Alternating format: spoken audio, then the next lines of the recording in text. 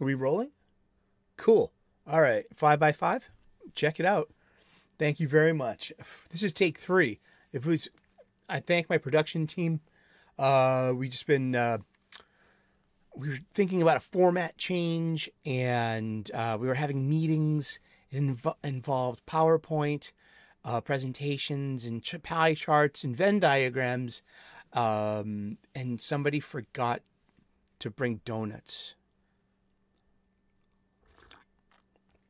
Don't worry, pal. It's pre-recorded, but before a live studio audience of these stuffed animals from our Boston studios, which is down the street from the corner. This is true, and there is a Dunkin's up the street. So somebody could. I'm looking at you, Canadian Bear. You could have gone up. You could have gotten us some, Boston cream donut, or a jelly donut, or a chocolate honey dip donut, or donuts. Hi, everyone. It's time for the Comics Coffee Table. Rolling into the show gently with the power one could have post-surgery. It's true. It's not that bad. It's been almost a week since my lingual hernia surgery. So I'm not supposed to be picking up any heavy objects. Nothing over 10 pounds for at least, 2 weeks? I'm sticking to that. I'm a chef. I throw 50-pound bags of potatoes over my shoulder, for a living. So I'm not gonna, jeopardize my the prime of my cooking life with, just a thoughtless aggravation of something that could have been avoided. I just need a couple of weeks without picking up heavy ass shit. You know what? Honestly, and welcome to the Comics Coffee Table. I'm just going right into it today. It's 3 p.m. U.S. Eastern Daily. Like and subscribe. Turn on those notifications. Ring that bell. Never miss a show. Also tune in at 6 p.m. tonight for the 31 days of Halloween. All month long of October, we do a horror movie a day.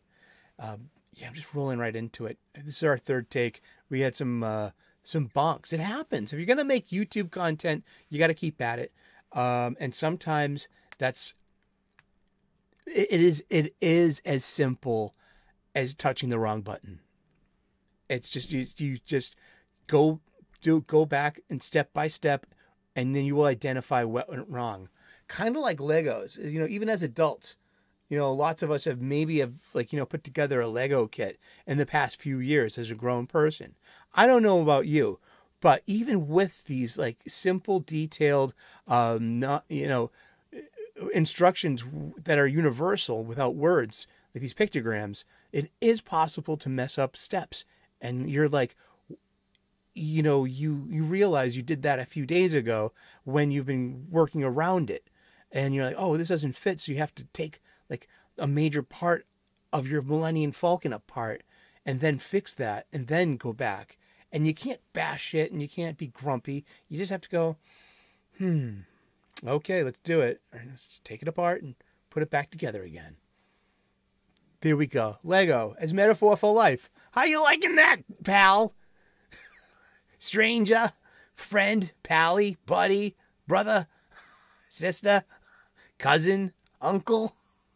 Aw, my family does watch this show. Hi, everybody. Seriously. And did you know that while I'm, usually I'm reboarding, rebagging, and reboxing my entire collection. Just said I'm post-operative, so I'm not lifting any of these heavy-ass comic books long boxes, which could weigh up to 50 pounds when full. And I'm pretty sure that these short boxes with bags and boards fully loaded, they've got to be about 30 pounds or so, maybe 35 pounds. When I get better, I'm going to step on the scale. We're going to have a Rocky weigh in.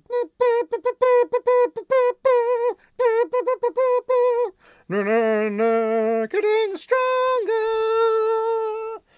Getting stronger. Hey, hey. All right. Slancha, here's some mud for your eye, kid. It's the Comics Coffee Table. So yeah, usually we reboard, rebag, and rebox the entire collection. can't do that right now. And because I'm not going to be bending over to pick up any short or long boxes this week. So I'm bootlegging it. We're going to do something cool. We're going to kind of do the old show again. Why not? This is why we had the book in the first place. And let's see where we come so far.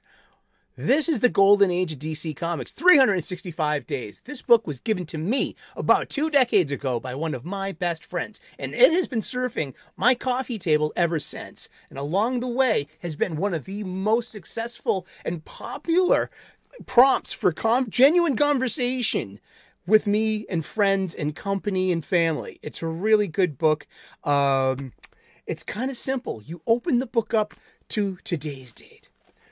You look at some comic book art of an antediluvian age. You read the blurb, and then you talk about comic books. And we're going to talk about comic books every day for the rest of the year. That's right. All right, let's get to it. Yeah, that's the old show. I love the old show. I've met a lot of you through the old show, too. And I'm glad that you've come along this far. Let's do it. Which is this? We're going to do the old show this week. Maybe next week, depend. You know, I mean, and also, just where would we be without a stack of funny books? This is from my spinner rack, so I just grabbed a whole bunch of comic books from my spinner rack, and we're just gonna talk about comic books. That's what the show's about. And yeah, I have a spinner rack in my living room, or it would be in my background, but also like just my. It looks like, it looks like a video store in my living room. All these stacks, all these racks of DVDs and Blu-rays in a spinner rack. And it's like, oh, look, where's the slush puppy machine and the newspaper? Indeed. So yeah, let's get to it. And I hope you're having an awesome day, and I hope you're clobbering your problems and not being clobbered by them. It's also Columbus/Indigenous Peoples Day. Sure, I'm fine with both. It's, I mean, geez, we're at this certain viewpoint in history because of colonialism, and colonialism seems to be a universal property in all of mankind, regardless of where you are geographically. Yeah, I believe so. Yeah, it's as universal as smiling at a fart, or smiling at a baby, or saying "damn it" when you stub your toe, or cry when hurt. These universal human things. And conquest is like one of them. Yeah, kinda. I mean, I'm a big history buff. I mean, like, history's filled with that shit. Seriously. But I'm from Massachusetts. I'm native Massachusetts. Aren't I native too now? I was born here. I'm of this land. Am I Massachusetts? You know what I mean? I know that that's not a cultural. I don't say that in the spirit of cultural appropriation. I mean, like, in a spirit of, like, of caritas, of universal brotherhood, is, of caring, just of, like, yes and no. Let's get to the show. But happy holiday. I mean, yeah, it's a day off for some people, and so it's a day of reflection as well. And yeah, so there will be some kind of Columbus reference, but tomorrow, it appears, because this book did sync up with 1 year, and that was last year too. It was like we figured out, like, halfway during the year that this book was literally, and, like, what's the chance of this book being synced up with the year you're reading? Is that like once in every 4 years, or once in every 7? I'm only so bright. I could look that up, but maybe we'll do that tomorrow. Write that down, Pika, please. It's October the 9th. Today we got Rex, TikTok, Tyler, the man of the hour, as the Hour Man, not our man, Our Man, with the Minutemen of America, by Bernard Bailey. It's not an actual comic book. It's a photograph. This is a reproduction of an actual photograph of a Golden Age comic book.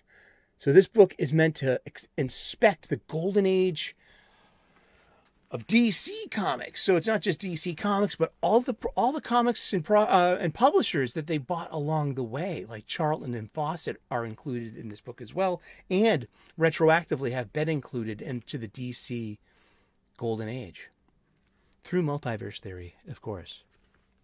It's what invented multiverse in the first place. There was always like some kind of negative universe thing, but legitimately, like some reverse universe, like anti-Earth, Spock with a goatee kind of thing.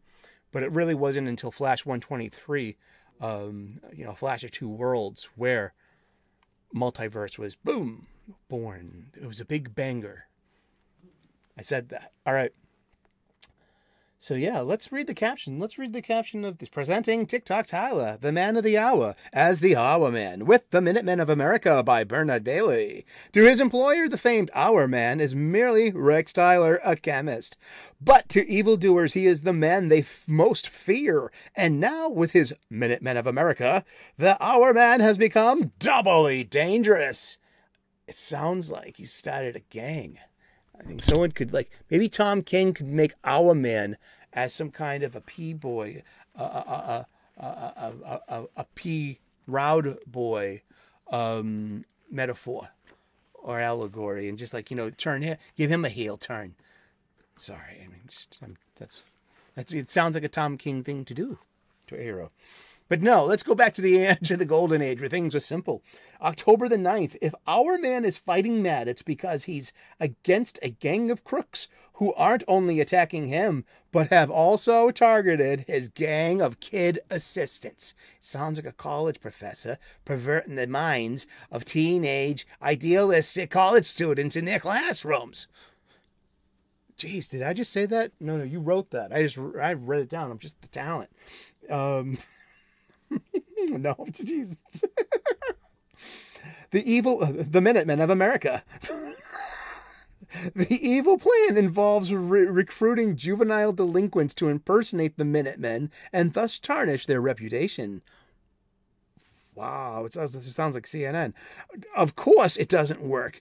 After 11 more issues, the chief of the Minutemen, Jimmy Martin, would slip into a costume and become a more conventional kid assistant. At the same time, Our Man stopped popping pills and started getting his dose of energy-enhancing Miraclo through a miracle ray instead. Ooh. It must not have worked well, since he was out of comics within a year. Story by Gardner Fox, art by Bernard Bailey, from Adventure Comics, number 60, March of 1941. America had not yet entered World War II, but it was going on, and it started in 1939 overseas in Europe. And that is a Golden Age comic book. They had a 10-cent cover price. There were usually 60 pages. 60. I'm not doing any hand signs for you, Pika. No, no. We have a reputation to uphold here. Let's see. You didn't touch any buttons again, did you, Pika? I have my back turned to you all the time. I don't want to get trust issues. We go to the CPI inflation calculator, where we like to drop in something like, once again, this is March of 1941. And that's the cover date of March of 1941. It could have been on the shelves by December of 1940 or January of 1941. So I'm going to say December of 1940, just to be on the cute side. You can find the link to this resource in the description. It's the U.S. Bureau of Labor Statistics CPI inflation calculator. So in December of 1910, if I was a kid and I had 10 cents in my pocket that I can spend on anything in this world because it was my dime, I would drop my dime on the spinner rack at my corner store. That would cost me $2.18 for a 60-page advertisement-filled And it's not just stories, it's usually stories and also, like, prose stuff too, and letters pages and lots of advertisements. So it was a robust publication. So that would be $2.18 today on a 60-page newsprint, something that wasn't meant to last very long. So that's why these, just newsprint comics need their backing boards changed once a year and need to be treated more carefully than modern comics, because that's why those are valuable. Scarcity. Those things are bound to turn to dust, like long before any of these modern comics with the bleached paper and the better, in glossy qualities and stuff. Yeah, so $2.18 today, or in August of 23, that would be a dime from 1940. So I think I would like to say that would be great to say, okay, that should be the baseline price of a comic. So you could, I would love to see a newsprint, disposable copy at $2.99 on a spinner rack or a newsstand at the corner store or the supermarket or the gas station or the 7-Eleven or the Piggly Wiggly or the Duane Reedy or the CVS. You know what I'm talking about? Would you spend $3 on an issue of Batman, like this month's issue of Batman? Well, look, it's going to fall apart. But that's probably the one that's going to be the most valuable over time if it keeps its condition. If you can keep a newsprint copy of Batman, looking better than, a newsstand. I mean, that's good. That would probably be the irony, because to keep the direct market alive, you would need to be able. That's where you could get your $4.99 cardstock variant with the variant cover art. I don't know. I don't have answers. All I have are more questions. I really do. And, but I'm here for that conversation, this comic book shop style conversation that we have here at our comics coffee table. Pull up a chair, grab a cuppa, do-do-do-do, boo-boo-boo-boo, do-do-do-do-do-do-do-do-do, voila! Oh, Mongo straight. But yeah, that was a page from a page. Pages ago. Let's look at some funny books. We were talking about some Batman funny books the last time we were talking about Batman funny books on Saturday. So I brought 3 off of my spinner rack. We're gonna look at. They are from this is from 88. This is from 77. We're gonna bust it open. I mean, that's why I got them, so we can read them. Look at this beautiful Jim Aparo art. This is something I bought at the earliest age. I don't remember having this particular issue. I would have been pretty young. But this would have been 35 cents out of a kid's pocket. We had pocket change back then. Yeah, this is, okay, let's look at the indicia. The indicia, for the people that don't know, is that small print at the bottom of the comic book. There's the masthead, Jeanette Kahn's the publisher, Joe Orlando, managing editor, Paul Levitz, editor, Jack Adler, vice president, productions, Vince Coletta, it was the art director. Who was that? Saul Harrison, the president, and Arthur Godowitz is the treasurer. The annual subscription rate, it was $2.50. And the subscription you would mail away to, I would mail away to Farmington, New York, because that was the closest. And now it's, you only have the one address. Advertising, representation, Sanford Schwartz and Company, Lexington Avenue, New York. Both in Manhattan. July, August of 1978. 2, drop the 6. So it would have been 5 years old when this came out. And I don't think I had 35 cents in my pocket, or, you know, at that time I was too young to have pocket change, really. But there were funny books around. 1978 advertisement. It's the Johnny Bench batter tool. So kids who like me, who hated hitting a ball because it just shocks right through your arms and through your shoulders and just through between your eyes, and just that ball contact thing. I only got over that when I switched my grip from righty to lefty, and I was like, oh, that's how you hit a ball. Maybe you just need to switch your stance. I mean, that helped. We've looked at this one before, but yeah, it's. Let's look at the writing credits. Bob Haney, Jim Aparo is the artist, so he also did the inking. Jerry Serpe is the colorist, and Paul Levitz is the editor. 1978 funny book, and everything. We've talked about this before. This particular issue, we can see the TV through the crack right here in the staple, or that's even spine tear. That's not spine crack, that's spine tear, and but that is at the staple. Always look for stuff like that in an old comic book. I think I got this in the dollar bin, nonetheless, and that's why I just grabbed it. Or maybe it was just like, I think maybe it went for $4 to $7 perhaps at my local comic book shop. It was like buy two for full price and get one, for free. So you get two $20 comic books. But it's, I just want to spend money at my local comic book shops. That's why I get my bags and boards and boxes there. I don't spend my money for supplies. I don't buy stuff off of my online supply chain. The one with the free shipping and the built-in movie network.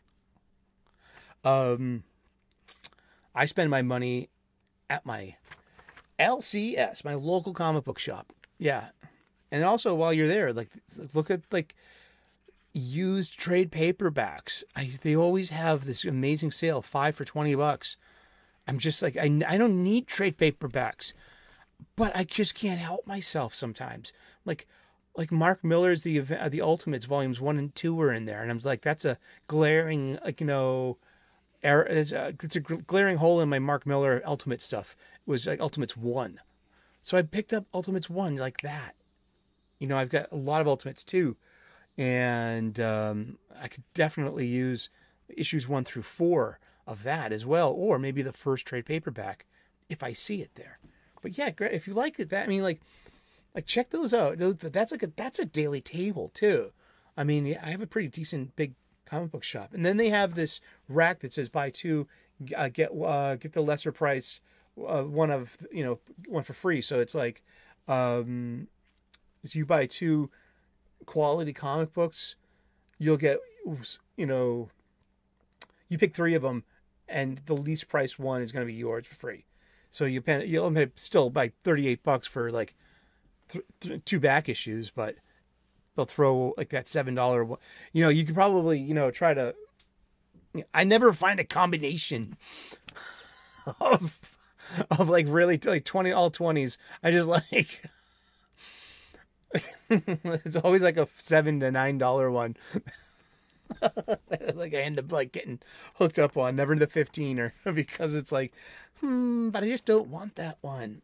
Hey, look, be a bodybuilder, like that flex mental load thing, that like the bodybuilder thing, and look, hey kids, DC superheroes collect, this is what they were selling to kids back then. Superman's Maze collection. These were little digest books that you could like pester your mom into getting you at the checkout counter of your supermarket. We had Flanagan's up there on West Broadway and East Broadway. Before that, it was a Purity Supreme, wasn't it? At least the one on East Broadway by the bank across the street from Sands and the Bayview Men's Shop. Salty people, get me your back here. Wasn't that a Purity Supreme like back in the day? It was never a Stop and Shop. Little Boston culture for you people. Yes, indeed. For you in the cheap seats. Interesting. I love fonts. The feature page. It's a bird. It's a plane. It's the Answer Man. The Answer Man. That was a really fun part of the DC, the letters page and then the editor's page, which usually also had a checklist of upcoming comics as well. DC Profiles, Roger McKenzie, 1978 comic book. Where did Captain Cold first confront the Flash? The coldest man on Earth met the fastest man alive in the very first adventure of the Scarlet Speedster Showcase, number 4 of October of 1956, credited as being the start of the Silver Age of comic books. This is a Bronze Age comic book. This was published between 1970 and 1984. For those of you at home and the new viewers that don't know, the Golden Age of comics runs between 1938 and 1955. The Silver Age between 1956 and 1970. The Bronze Age between 1970 and 1984. The Copper Age between 1984 and 1993. And according to the industry standard of the Overstreet Comic Book Price Guide's glossary, we've been in a modern age of comic books since 1993 up until now. 30 years. I don't agree with that, but I will, I will agree with mostly everything in this glossary, especially about the ages. Now, Golden Age too is like they say Golden Age literally is 1935 to 1945, I believe. Or is it 1930? No, because the Platinum Age. Okay, the Platinum Age was before that. It's like 1883 to 1938.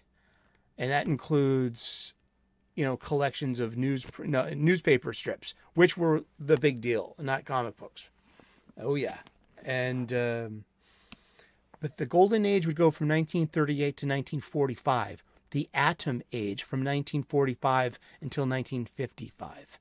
Because superhero comics were on the decline, sci-fi comics and westerns were on the incline, romance comics, kids comics like animal antics and anthropomorphics, and superheroes. Everyone got canceled except for Batman, Superman, and Wonder Woman, and adventure comics, I think, and which had Superboy. And detective and action. So what was that? Okay, let's count. Action Superman, Detective Batman, Wonder Woman, Adventure. That was so that was like, and then there are other ones like they morphed into other things like so yeah, we basically you didn't have that many DC comics at the end, DC superhero comics at the end of the Golden Age. DC had plenty of comics, and there was plenty of competition as well. Yeah. So yeah, the ages of comics is something I'll always talk about on the show, and we haven't talked about it too much lately. Well, yeah, because we've been reboxing, reboarding, and rebagging my entire collection. That's why. Yeah, and we were just looking at this old comic from 1978 and looking at some of the advertisements. Who is this being marketed to? Well, this was basically a newsstand, purchase. That was its point of sales origin. That was the marketplace. Strong arms, not just a Gundam. TV posters. Chrissy, wow. Juliet, no, it's Suzanne Summers. No idea. Is that Leif Garrett? It's Donna. Hey, look, it's Wonder Woman. Linda Carter. It's Starsky and Hutch. Okay. Dude. Oh my gosh. I remember there were war comics too. Now, I grew up on these specific comics. My uncle, my dad's brother, had stacks of Sergeant Rock and these fighting forces, Haunted Tank, GI Combat. and Sergeant Fury and his Howling Commandos. Lots of, oh boy, beginning June 1st, the DC explosion that turned into the DC implosion. Oh wow, ain't that wow? Who is next between? Who is between people in the chat, people in the comment section, comic book people everywhere? Who is that between Hawkman and Big Barda? Behind Barda is the Ray, and who's that in the center with the polka dot? I forget his name. Is that like Madman or something? And Adam's in front of, because there's OMAC. I believe that's Diana, and there's John Jones, the Martian Manhunter, Boston Brand, the Dead Man. But who is that next between Carter Hall and Big Barda? And let me know. And the polka dot and that weird guy in the back. Who's that? Help me out here. Help me! Ah! Slim Jims. Exactly. Those are the kind of snacks you would also find on the counter at corner stores, bodegas, mini marts, and gas stations, where you would find the spinner rack. It's funny, that's your point of sales origin. You're gonna be that. Is that good marketing? With that, how can we compare that to a modern comic book when it comes to their marketing and what they advertise? I see that. I mean, interesting, huh? Jeez, I should be in marketing. Hey, any marketing people out there, hit me up. Let's see. It's a Hostess ad. Seamless advertisement. See, it just says so right at the top. Advertisement. Superman and the Big Fall. Hostess cupcakes. They're actually, oh gosh. Have you had one of those recently? Dude, if you survive your diabetic shock, let me know what the flavor was. Other things available at the checkout counter of the mini-mart, the bodega, the corner store, the gas station, the mini-mart, wherever you are buying this, you have just spent 35 cents. You got 15 more cents for a candy bar.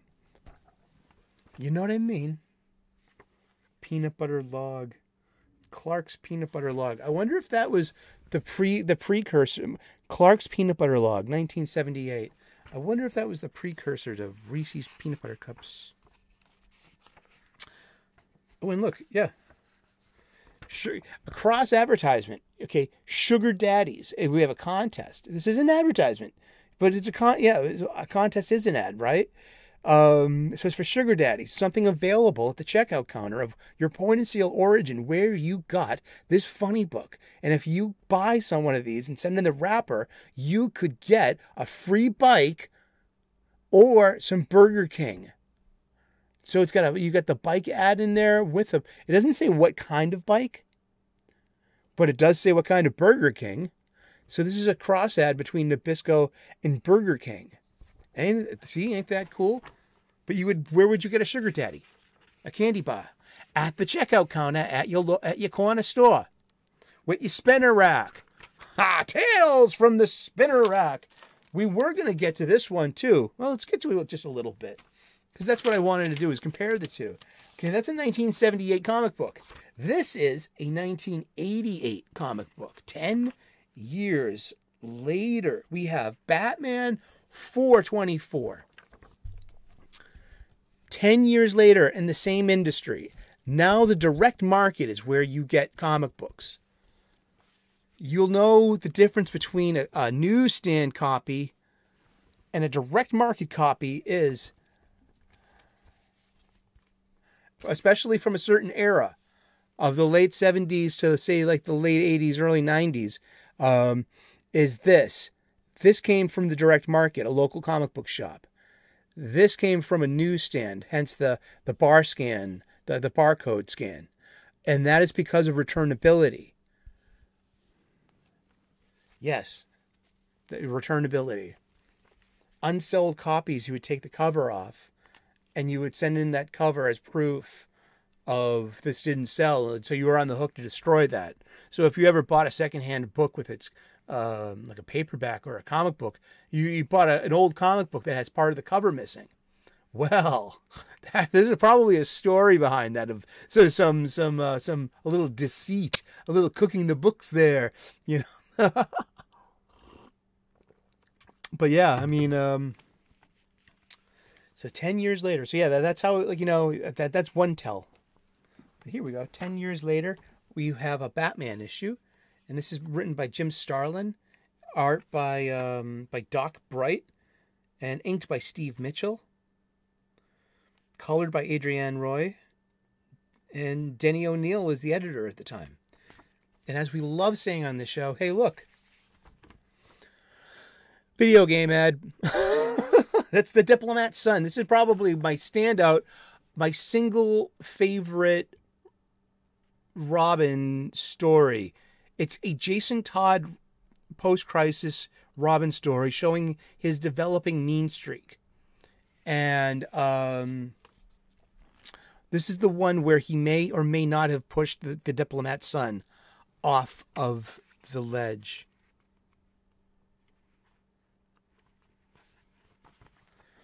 Because at the end of it, the Diplomat's son is getting away with heinous crimes.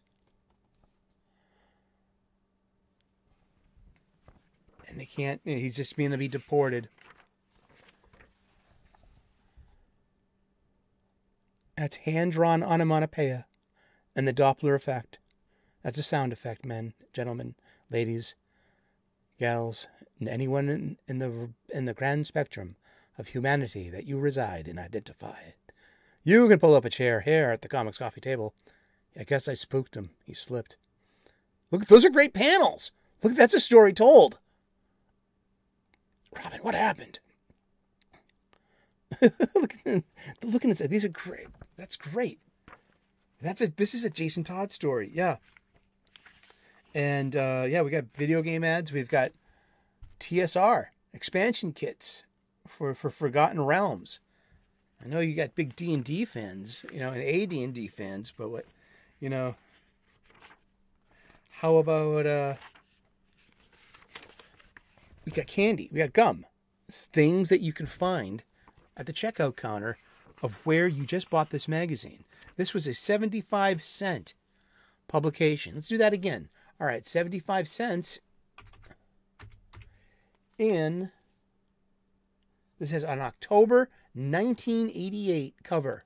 That means it would have been on the cover stands, and we had it at summer camp, that summer camp of 1988, that I spent a whole month in Bath, Maine, reading comic books with my buddies, reading lots of Batman comic books, Shadow. We were reading lots of Star Trek paperbacks. We were three complete geeks in one unit, in one cabin at summer camp and sleepover camp for a month. That was fun. And that's where I first read Batman 424. When I got home, I bought, eventually started buying like all the stuff that I missed out of Muggs's, Foot Locker that he brought.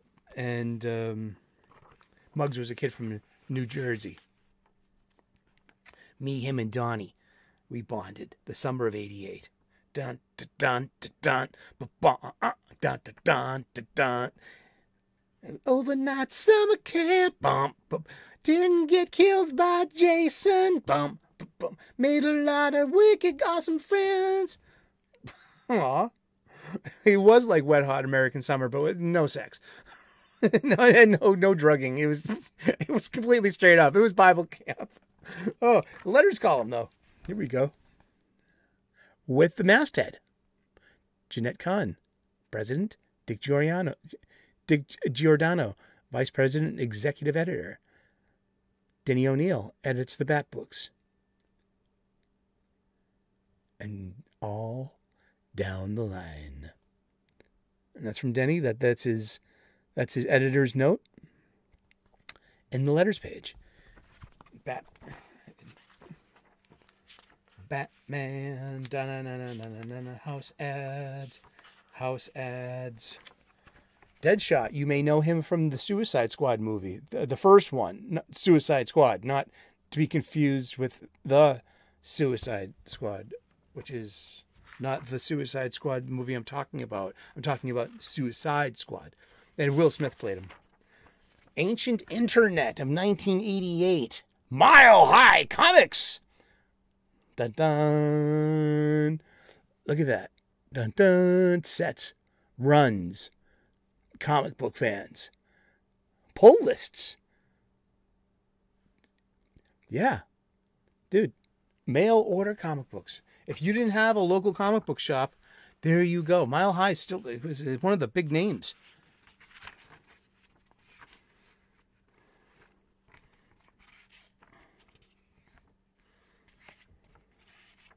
Be stronger. Be taller. Get your high school diploma. Comic book shows. Maryland. The Days Inn in Virginia. Valley Forge, Pennsylvania. Cherry Hill, New Jersey. Oh, that's cool. Captain Blue and comic book and baseball card stores. Oh, cool. You ever go to a Serendipity comic book show? Like, you ever go to one of these 80s comic book shows? Wow. The Stand. Sherman. Frank Miller's Ronin 1 through 6. $28 complete. Send 50 cents for our complete catalog. A comic book shop. Yeah. You know, if you don't have a comic book shop around you and you need some comics, we have a link in the description. Hit up Yule Carter of Fantastic Comics in Berkeley, California. He'll hook you up if he's got it. And, you know, that's your business between him. Cosmic Odyssey. Jim Starlin and Mike Mignola. This is an amazing story. It's I would love to get the floppies. I have the trade paperback. It's in it's in one of my last 2 remaining long boxes. The Crisis long box is last to go, and it earned a spot in my Crisis edit because it's so effing good. Yeah, and here we are. Yeah, bubblegum ad. I like that bubblegum ad. You have something, you know, you're using your marketplace to, you know, to grow together. You know, you sold it's like, oh, look, I saw a bubblegum ad. You know what I mean? You know, I got 25 cents left out of my dollar.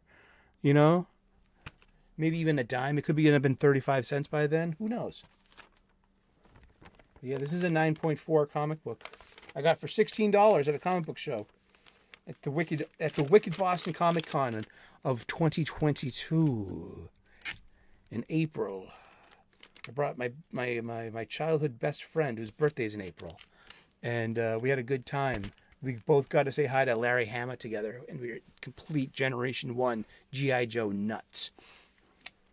That's great. End the show today with here's a trade paperback if you ever find it, because this is from about the same kind of time. It was written by Sam Hamm, who wrote the screenplay for the for the 1989 Batman movie, and great art by Dennis Cowan. And this collects Detective Comics 598, 599, and the Milestone 600. It introduces Henri Ducard, the French detective who trains Bruce Wayne. And this is a really deep, interesting Batman story. It's one of my favorites, and it lives on my spinner rack along with these other Batman stories. So yeah, this was the $7 one on the buy 2 get 1 free. Those ones I probably paid $12, $15, maybe even $20 for each for. I know. I just can't get the combo right. Well, I'm happy to be spending my money at my local comic book shop, though. I mean, I love talking to the staff. Get in there right. There we go. And I love the sense of geeky community. It's been continually providing me most of this comic book life, at least since the first comic book shop I ever had way back in the early 80s in downtown Boston. Well, yeah. Well, that's the show. Thank you so very much. It's the golden age. It's the Comics Coffee Table. Pull up a chair. Grab a cuppa. Whatever it is you're shoving under your nose today there, pal. Sizzle chest. tough guy, thick neck, turkey pockets, however you identify in the grand spectrum of humanity, you're welcome here. Cheers. Sláinte. Skål. Salut. L'chaim. And salam. And namaste. And like and subscribe if you haven't already. Click on those notifications. Never miss an episode. We will return at 6 p.m. tonight with the 31 days of Halloween, which we're covering a horror movie a day for the rest of the month. For the entire month of October, we are celebrating the Halloween holiday with horror movies. Join us there too. God bless. Namaste. Good luck. We will see you again in those funny pages. Ciao. Bye-bye.